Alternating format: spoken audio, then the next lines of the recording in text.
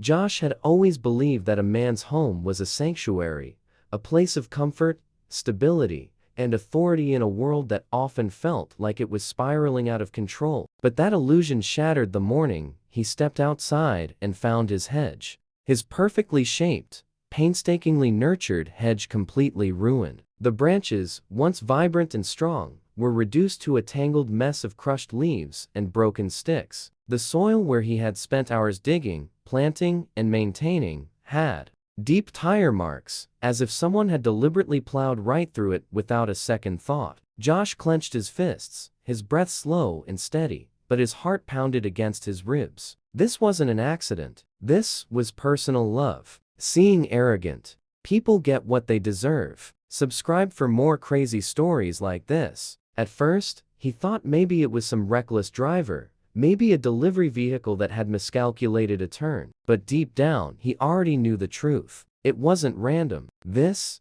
was the fourth time in 2 weeks. He squatted down, running his fingers along the tire tracks, noting the pattern, the weight distribution. Heavy vehicle, SUV, maybe even a truck. The kind of vehicle that didn't just clip a hedge. No, whoever did this had gone out of their way to make sure it was completely destroyed. And then he spotted it. A small, shattered fragment of plastic nestled between the broken branches. A piece of a headlamp casing they messed up. Josh stood, his jaw tightening. He knew exactly who was behind this. Karen Douglas, the self-appointed queen of the homeowner association. A woman who had made it her personal mission to dictate how the entire neighborhood should look down to the shade of mulch in people's yards. She had already tried to get Josh to remove his hedge before, claiming it was too tall and didn't align with the community's appearance. But that hedge wasn't just decoration. It was a boundary, a line between his property and their restrictions. And now, she wasn't asking anymore. Josh wiped his hands on his jeans and exhaled slowly, forcing himself to stay calm. He had lived in this house for 15 years. He wasn't about to be pressured into submission by a homeowner association dictator with too much time on her hands. The real question was, what was her end game? He walked back up to his porch, his mind racing. The homeowner association had been pushing for neighborhood improvements, a fancy term for forcing homeowners to comply with new policies that always seemed to favor a select few. He had ignored most of it, refusing to bend to their increasingly absurd demands. And now this, a direct attack on his property. Josh spent the next few days trying to catch her in the act. He adjusted his routine, waking up earlier, staying up later, watching from his porch with quiet determination. But Karen was careful. Every time it happened, she managed to do it when he wasn't looking, when he ran to the store, when he was under the car in his garage. Even when he took his trash out for just 5 minutes, it was almost surgical, calculated. The other neighbors were no help. They either didn't want to get involved or were too afraid of homeowner association retaliation. Even old Miss Henderson, across the street, who spent most of her time on her front porch, just shook her head. "They come at night," she said, lowering her voice, as if someone might be hearing. Quick, like they don't want to be noticed. Josh's patience was wearing thin. He wasn't a man who sought trouble, but he also wasn't a man who backed down when he was being pressured. And then one night, it finally happened. He had stepped inside for 2 minutes to grab a wrench from his toolbox. Just 2 damn minutes. When he came back outside, he heard it. The distant roar of an engine, the low rumble of tires against pavement. Josh's eyes snapped to the road, and there it was. A black SUV creeping past his house. The moment it reached his driveway, the engine roared to life, and before Josh could even react, it swerved hard off the road straight into his hedge branches, snapped like bones under the weight of the vehicle. The deep, grinding crunch of metal tearing through it, filling the night air. The SUV didn't just clip it, it wrecked it. And just as quickly as it had come, it was gone. The taillights disappeared. Into the darkness, Josh stood frozen for a moment, his fists clenched so tightly his nails dug into his palms. That was it. No more waiting, no more playing fair. Karen had just made a huge mistake, and she was about to find out exactly what happens when you push the wrong man too far. Josh didn't sleep that night. He sat in his garage, hands gripping his coffee mug, staring at the piece of shattered plastic he had picked up from the wreckage. His hedge was gone again, but this time, he had something. They didn't know. He had proof. Confirmation that it wasn't just some random act of destruction. The SUV had left behind more than broken branches and deep tire marks. It had left a clue. He turned the plastic over in his hands, inspecting the edges.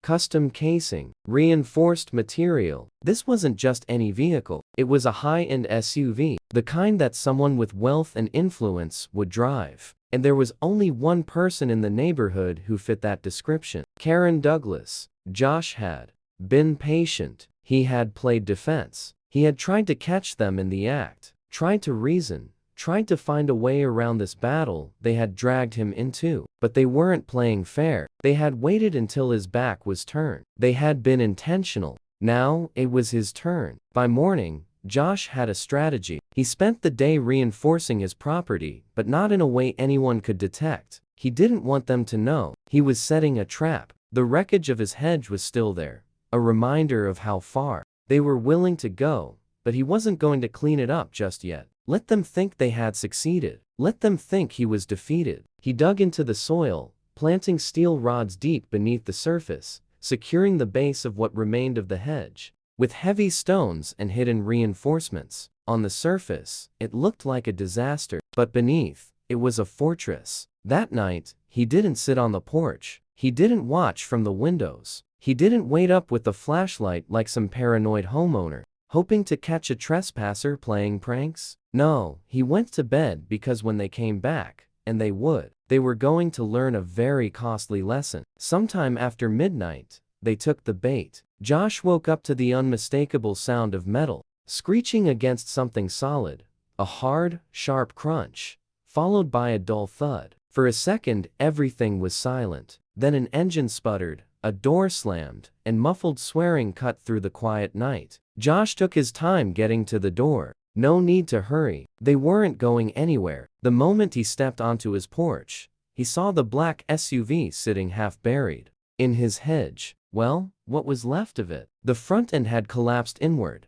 the hood crumpled like aluminum foil. One of the front tires had burst, and deep scratches in the paint showed exactly where the reinforced rods had done their job. And standing beside the wreck, clutching his wrist and seething with rage, was Karen's husband, Richard. Josh crossed his arms, tilting his head slightly, having some difficulty there. Richard spun around, his face pale with fury. "What the hell did you do?" Josh took a slow step forward, letting the silence stretch between them. "Looks like you hit something, Richard." He gestured toward the wrecked hedge. "Maybe you should be more mindful where you drive." Richard's jaw tightened, his breathing heavy. He was trying to figure out how to turn this around, how to make it look like Josh was the problem. But he had nothing, because he knew he was caught. Josh glanced at the SUV again. The damage was severe, far worse than just a broken headlight. This time, Karen's little battle had just cost him thousands, and Josh wasn't even close to done. The next day, he made a few calls. He had friends, people who worked in repair shops, people who knew how to find things out. And just as he expected, a black reinforced SUV had been brought in for repairs that morning by Karen Douglas. Josh grinned. They weren't even trying to conceal it anymore. But what caught his attention wasn't the damage report. It was what the shop owner had casually mentioned during the call. Karen wasn't just some homeowner association busybody. She had connections, developers, real estate investors, city officials, people who had been pushing new projects through zoning approvals before homeowners even knew what was happening. And Josh's property, it was right in the middle of something big. This wasn't just about a hedge. They wanted him gone. And if they were willing to go this far over a row of plants, what would they do if he didn't back down? Josh set the phone down, his mind already racing through his next move. He had caught them in one act of destruction. That was just a start. Now, he needed to pull the whole thing apart, because Karen and her people had been playing strategies, and Josh was about to flip the entire board. Josh didn't waste time. He knew Karen and her people wouldn't take the loss lightly. They had already spent weeks trying to break him down, trying to push him out. The moment they realized he wasn't moving, they would escalate. He just didn't know how far they were willing to go. The answer came the next evening. He had been out late, working in his garage when he heard it. A sharp, deliberate knock at the front door. Not the kind of knock you hear from a friendly neighbor. This was slow, heavy, a warning. Josh wiped the grease off his hands and walked to the door. He didn't open it right away. Instead, he flicked on the porch light and checked the peephole. A man in a suit. Not Karen, not Richard, not one of the homeowner association's usual enforcers. This was someone else. Someone who didn't belong here. Josh opened the door just enough to lean against the frame. "Can I help you?" The man smiled,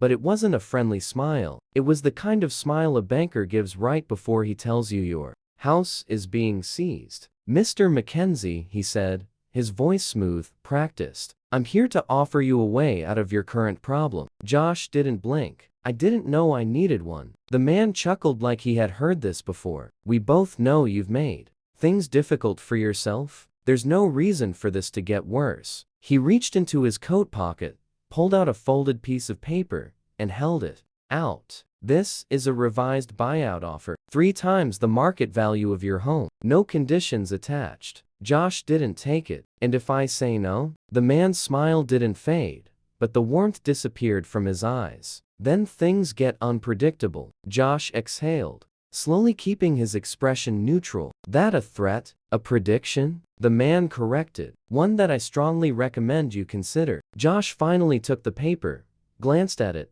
then crumpled it in his fist, and tossed it onto the porch. "Not interested for." The first time the man's polite mask slipped, a flicker of frustration crossed his face, but just as quickly he composed himself. "That's disappointing," he said, stepping back. "You should think on it." Then he turned and walked away. Josh stood there watching. As the man got into a sleek black sedan and drove off, he didn't need to read the contract to know what it meant. They were done playing tactics. That night, he reinforced every lock on his house. He checked the security cameras, backed up the footage, and made sure every motion sensor was functional. He wasn't paranoid. He was prepared. Because if these people thought they could pressure him into submission, they were about to learn just how mistaken they were. The first attack came 2 days later. It started small: a letter from the city citing him for unauthorized landscaping and demanding he remove his hedge or face fines. A completely fabricated complaint from the homeowner association accusing him of violating community policies. Someone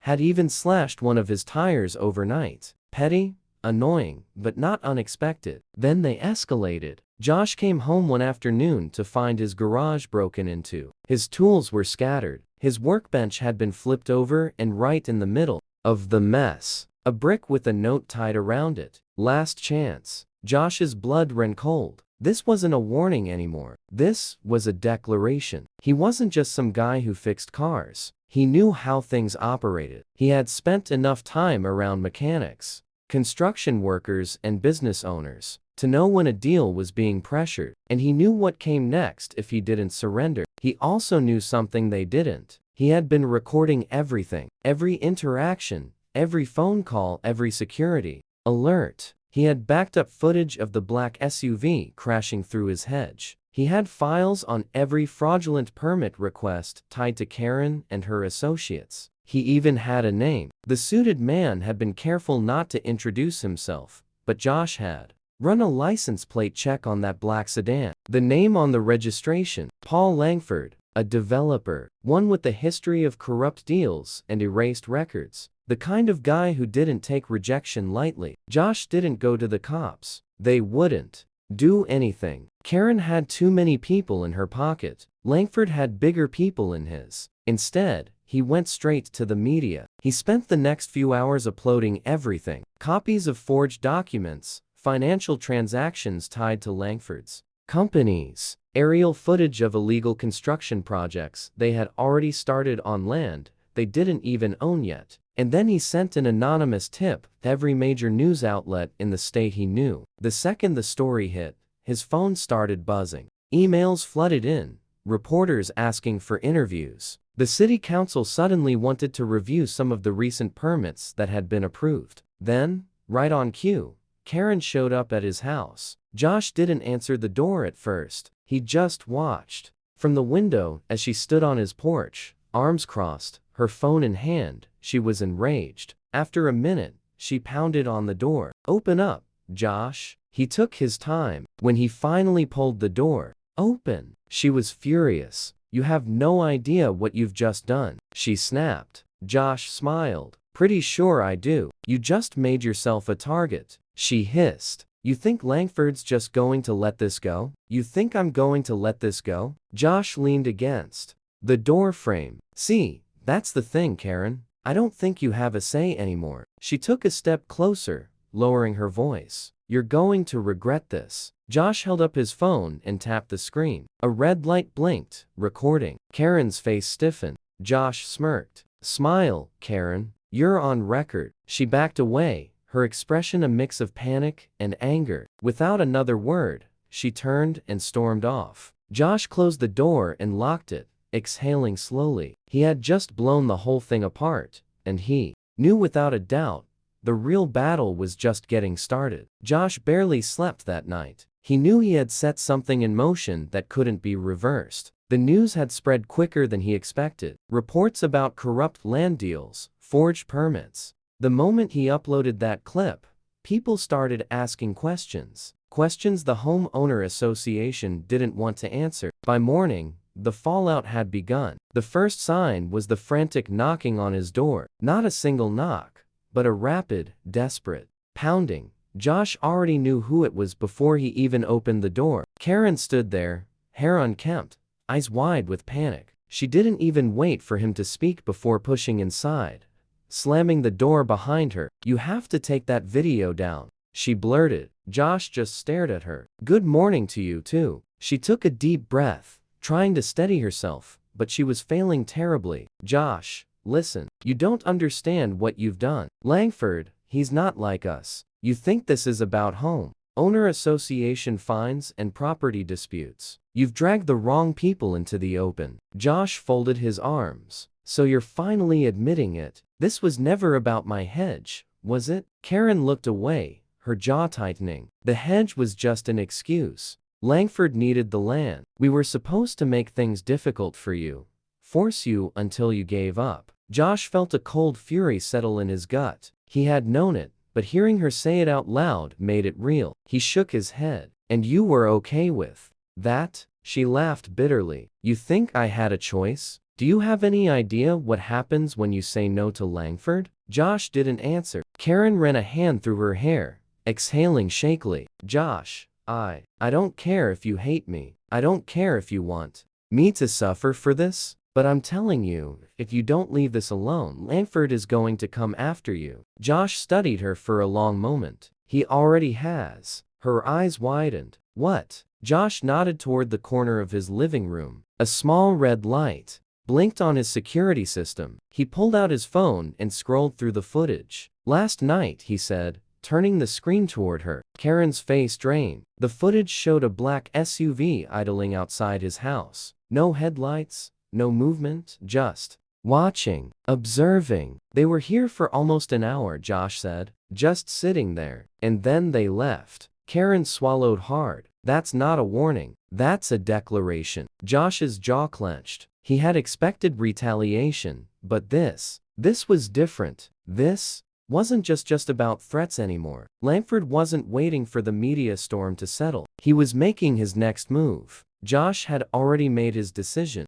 He wasn't backing down, but he wasn't going to wait for Langford to strike either. He grabbed his keys. "Where are you going?" Karen asked. Josh opened the door. "To settle this." She hesitated, then followed. Josh drove straight to City Hall. By now the news had unsettled enough people that some of Langford's supporters were abandoning ship. They wanted distance, and Josh was about to force the rest of them to do the same. He walked in, with Karen trailing behind him, straight to the city clerk's office. The receptionist barely looked up. "I need to file a motion for an urgent hearing," Josh said, dropping a thick stack of printed documents onto the counter. The receptionist frowned. "On what basis?" Josh tapped the top page. "Fraud? Illegal property seizure? Homeowner association corruption?" The woman blinked. You have proof? Josh smiled. Plenty. Within an hour, Langford's whole operation started collapsing. City officials scrambled to distance themselves. Homeowner association board members resigned overnight. Investigators started reviewing permits, bank transactions, and project approvals. Langford wasn't just exposed, he was trapped. By the next evening, Josh got the call. Langford had been arrested, not just for the land fraud, not just for the fake permits, but for bribing city officials, falsifying records, and orchestrating intimidation against homeowners. Karen sat across from Josh at his kitchen table, staring at the news on her phone. "I can't believe it," she whispered. Josh leaned back. "Believe it?" She shook her head. I thought he was unstoppable." Josh exhaled. "They always think that until they get caught." The next day, the homeowner association dissolved. The fines, the fabricated complaints, all of it disappeared. Josh stepped outside. Looking at his yard, the hedge was gone. But for the first time in weeks, he didn't feel like he had lost. He would restore it. He would plant something new. And this time, he wouldn't be the only one watching over it. Karen walked up beside him. "You really won," Josh smirked. "I never had an option." She glanced at him, then at the empty space where his hedge used to be. "I guess you're staying?" Josh nodded. "Damn right I am." And with that, he turned back toward his house, finally free of the battle that had been forced on him. Langford was gone, the homeowner association was gone, and Josh's home was finally his again.